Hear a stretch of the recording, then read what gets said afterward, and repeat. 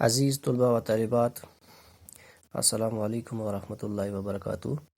7ویں جماعت کے اردو کی کلاس میں آپ کا خیر مقدم ہے۔ آج ہم اردو پڑھنے جا رہے ہیں۔ آج کا ہمارا موضوع ہے نیوٹن کا کارنامہ۔ نیوٹن کے بارے میں آج ہم پڑھیں گے، اور اس کا ہم نے شروع کا سبق پہلا پیراگراف پڑھا ہوا ہے، اس کے سبق کا بقیہ حصہ آج ہم پڑھنے جا رہے ہیں۔ تو نیوٹن کے بارے میں کہتا ہے کہ نیوٹن کبھی مشینوں کے نمونے بنا کر کھیلتا تھا، کبھی شاعری پر قلم آزمائی کرتا۔ نیوٹن کا شوق مشینیں بنانے میں اس کو بڑا شوق تھا۔ وہ اکثر مشینیں بناتا، اس کے نمونے بناتا، پھر ان کے بعد وہ کھیلتا رہتا، اور کبھی کبھار شاعری بھی لکھتا تھا۔ قلم آزمائی کا مطلب ہوتا ہے لکھنا، تحریر کرنا۔ کبھی کبھار وہ شاعری بھی لکھتا تھا، شاعری پر قلم آزمائی کرتا، یعنی شاعری بھی لکھتا تھا، اور کبھی کمرے کی دیواروں پر کوئلے سے تصویریں بناتا۔ اپنے کمرے کی دیواروں پر وہ کوئلے سے اکثر خوبصورت تصویریں بناتا رہتا تھا، مگر اس کی ماں اسے مصور بنانا چاہتی تھی۔ اس کی ماں اسے اس کے شوق کو دیکھ کر کے اسے مصور بنانا چاہتی تھی، نہ کہ سائنسداں بنانے کا اس کا کوئی شوق نہیں تھا۔ اس سے پڑھائی چھڑا کر کھیت کے کام میں لگا دیا گیا۔ نیوٹن کو پڑھائی سے چھڑا کر کھیت کے ذمہ داری کے کام میں لگا دیا گیا تھا۔ ایک بار اس کے چاچا نے اس سے کام سے فرار ہو کر چوری چھپے کتابیں پڑھتے دیکھ کر کہا، تم آوارہ گرد بنو گے یا ذہین ترین انسان؟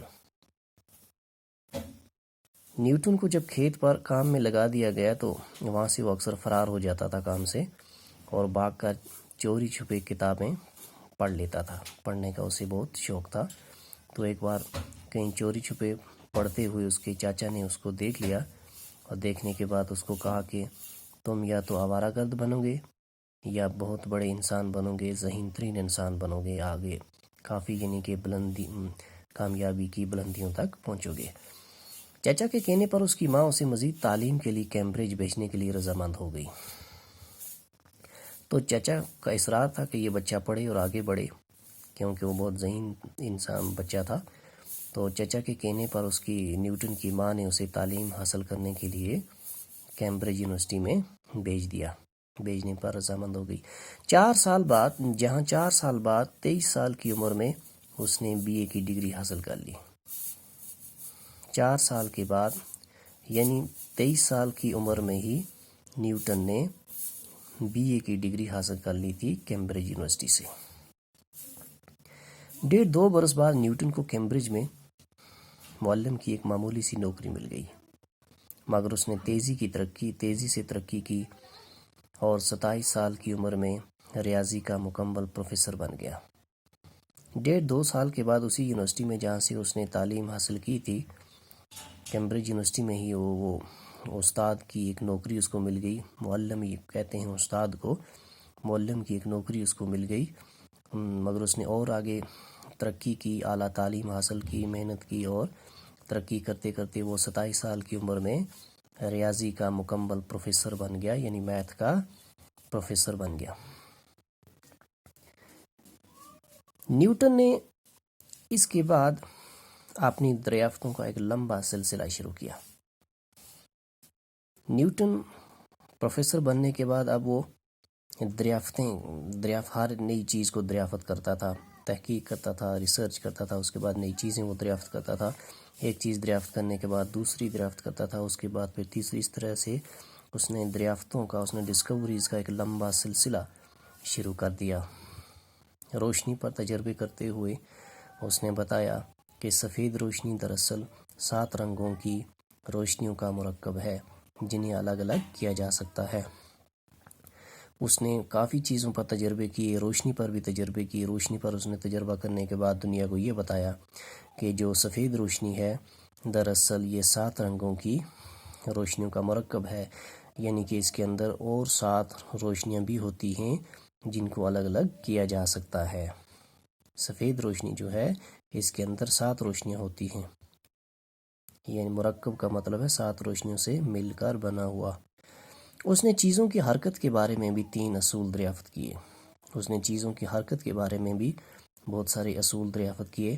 پہلا اصول یہ ہے کہ کوئی ساکن چیز تب تک متحرک نہیں ہوگی اور کوئی متحرک چیز تب تک ساکن نہیں ہوگی جب تک اس پر طاقت کا استعمال نہ کیا جائے۔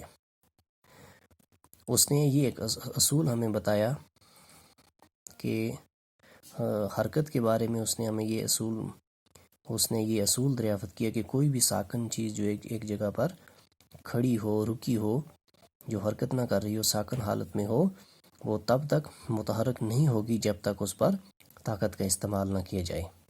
اور کوئی متحرک چیز جو حرکت میں ہے، جو چل رہی ہے، اس کو روکنے میں، اس کو ساکن کرنے میں، اس کو یعنی کہ روکنے میں، وہ تب تک نہیں رک سکتی جب تک اس پر طاقت کا استعمال نہ کیا جائے۔ یعنی کہ کسی بھی ساکن چیز کو حرکت میں لانے کے لیے طاقت چاہیے۔ کوئی بھی رکی ہوئی چیز ہے اور جب وہ حرکت میں آتی ہے، حرکت کرتی ہے، جیسے بہت ساری چیزیں ہمارے پاس جو حرکت کرتی ہیں، ایک جگہ سے دوسری جگہ پر جاتی ہیں یا اپنی جگہ ہی حرکت کرتی ہیں، جیسے مشنری ہے، ہمارے پاس گاڑیاں ہیں، ریل ہے، ہوائی جہاز ہیں جو ایک جگہ سے دوسری جگہ جاتے ہیں، حرکت کرتے ہیں، یا جیسے مشنری ہے جو ایک ہی جگہ حرکت کرتی ہے۔ تو حرکت، کسی بھی ساکن چیز کو حرکت میں لانے کے لیے طاقت چاہیے، تب اس کو طاقت کی وجہ سے وہ ساکن چیز حرکت میں آ جاتی ہے، یا کوئی بھی چیز حرکت میں ہو، اسے اب روکنے کے لیے، ساکن کرنے کے لیے اس کے لیے بھی طاقت چاہیے، طاقت سے وہ رک جاتی ہے، ساکن ہو جاتی ہے۔ دوسرے اصول کے مطابق حرکت کی رفتار طاقت کے تناسب سے بدلتی ہے۔ دوسرا اصول اس نے موومنٹ کے بارے میں، حرکت کے بارے میں ہمیں یہ بتایا کہ حرکت کی جو رفتار ہے وہ طاقت کے تناسب سے بدلتی رہتی ہے، جتنی زور طاقت کے حساب سے جو حرکت ہے وہ بھی کم زیادہ ہوتی رہتی ہے۔ تیسرے اصول میں اس نے بتایا کہ ہر عمل کا مساوی اور الٹا رد عمل ہوتا ہے، یعنی کہ ہر عمل کا، ہر ایکشن کا ایک ری ایکشن ہوتا ہے، ہر عمل کا ایک رد عمل ہوتا ہے، اور اس کے مساوی، اس کے برابر کا، جیسا عمل ہوگا ویسا ہی اس کے برابر کا اس کا رد عمل ہوتا ہے۔ نیوٹن کے ان اصولوں نے نہ صرف سائنس کے علم کو ایک نئی وسعت دی بلکہ عملی ایجادوں کو بھی فروغ کیا۔ نیوٹن کے ان اصولوں کی وجہ سے سائنس کی دنیا میں نئی نئی ایجادات ہوئی۔ بچوں، آج کے لیسن میں اتنا ہی، باقی ہم انشاءاللہ کل پڑھیں گے۔ تب تک کے لیے خدا حافظ، اسٹے ہوم، اسٹے سیف۔